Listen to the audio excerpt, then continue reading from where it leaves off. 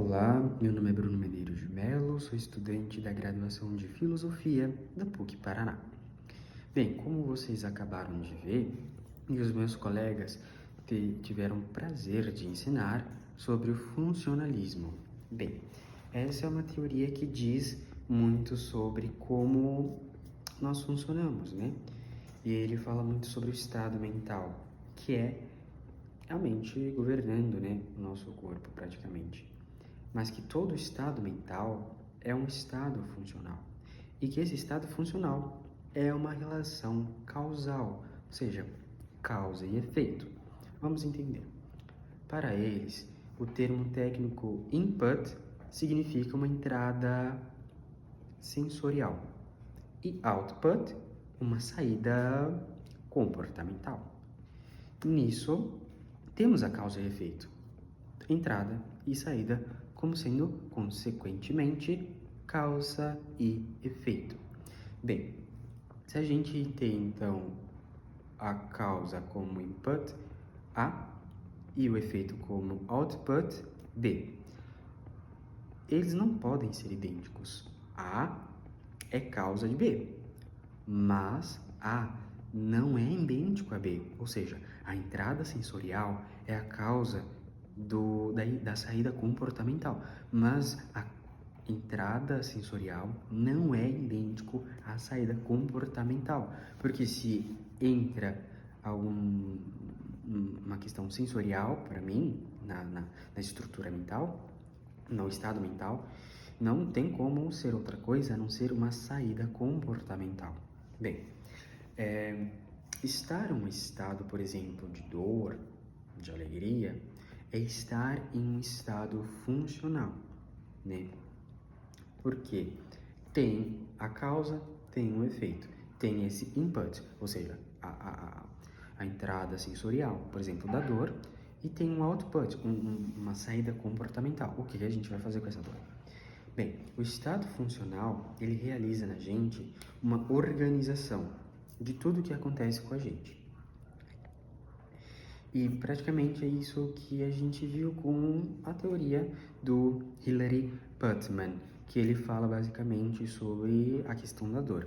Para ele é muito forte que a dor seja muito igual à questão do estado mental.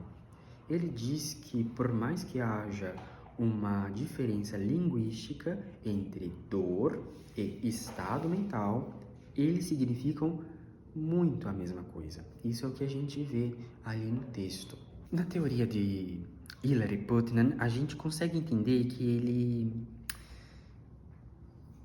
quer colocar, então, uma refutação para a questão da a priori. Ele quer colocar uma questão de refutação da questão da identidade mente e cérebro a priori. Vamos lá.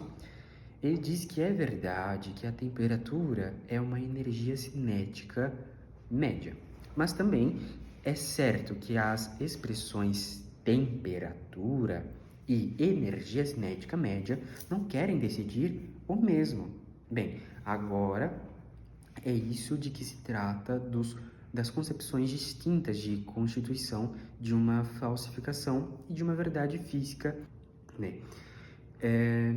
Já passando um pouquinho para David Lewis, a gente vê uma junção entre o materialismo e o funcionalismo.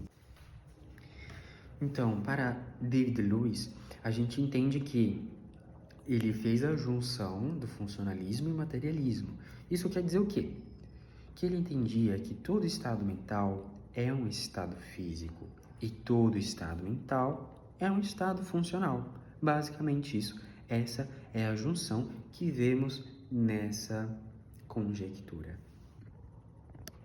A gente vê que ele foca muito numa questão da função causal, que é basicamente os estímulos que causam tal aspecto, né? Como a gente viu, se ele junta essa questão do funcionalismo, então ele pega o papel causal.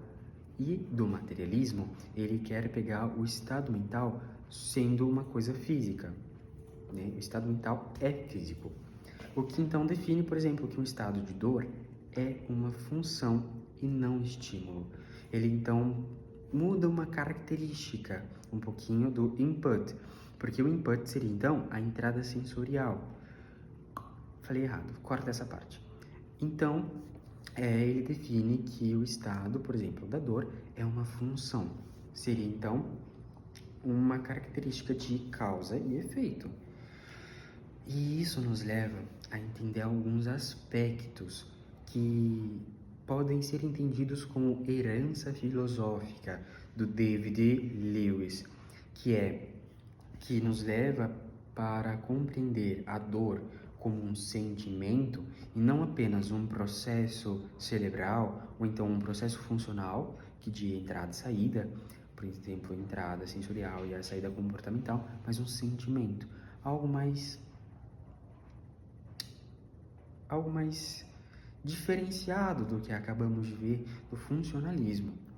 E também uma outra questão que a gente consegue nos apreciar com a conjectura do Lewis é que também pode haver dor em outras formas de vida, tirando a humana.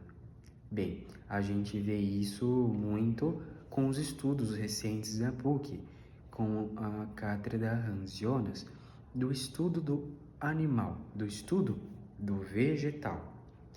Esses dois podem ser heranças muito fortes do David Lewis,